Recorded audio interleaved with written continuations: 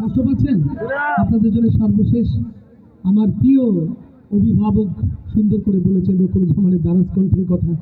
আসলে দারাজ কণ্ঠ কিছু জানি না, ছোটবেলায় মায়ের মুখ থেকে শেখা একটি গজল সর্বশেষ আপনাদের জন্য উপহার। এই ঘরখানা যার জমিদারি,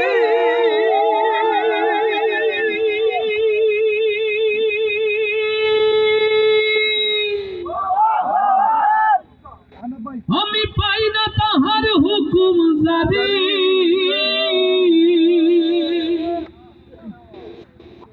আমি চলি যে তার মন জুগায়া,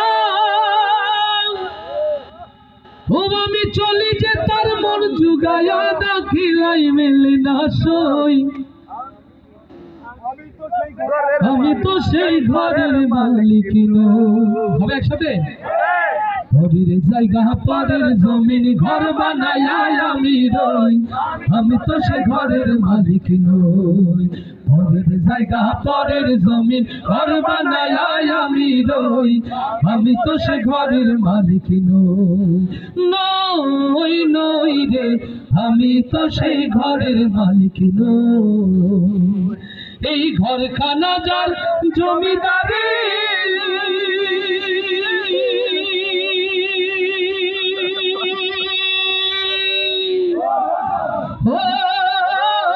দয়াল ঘরখানা যার জমিদারি, আমি পাই না তাহার হুকুম জারি, আমি চলি যে তার মন জুগায়া, আমি চলি যে তার মন জুগায়া, মনের দুঃখ কারে কই, মনের দুঃখ কারে কই, আমি যে সে ঘরের মালিক নই। ঘরের জায়গা পরের জমি ঘর বানায় আমি রই, আমি তো সে ঘরের মালিক নই নই রে, আমি তো সেই ঘরের মালিক নই।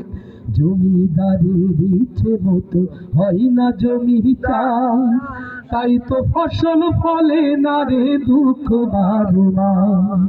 জমিদারের ইচ্ছে মতো হয় না জমি চাষ, তাই তো ফসল ফলে না রে দুঃখ বারো মাস। আমি খাজনা পাতি সবই দিলাম,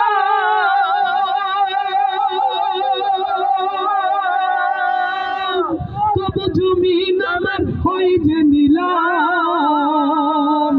আমি খাজনা পাতি সবই দিলাম, তবু জমিন আমার হয় যে নিলাম, আমি চলি যে তার মন জুগায়া, আমি চলি যে তার মন জুগায়া, দাখিলাই মেলে না সই, দাখিলাই মেলে না সই, আমি তো সে ঘরের মালিক নই।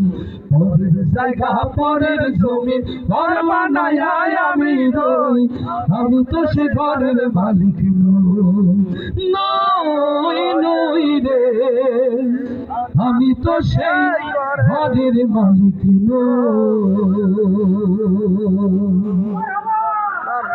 সবাই দোয়ায় শামিল রাখবেন, আল্লাহ সকলকে ভালো রাখুন। আমাদের সম্মানিত অতিথি যারা রয়েছেন তাদের জীবন কান্না বরকতময় করুন। আসসালামু আলাইকুম ওয়া রাহমাতুল্লাহি ওয়া বারাকাতুহু।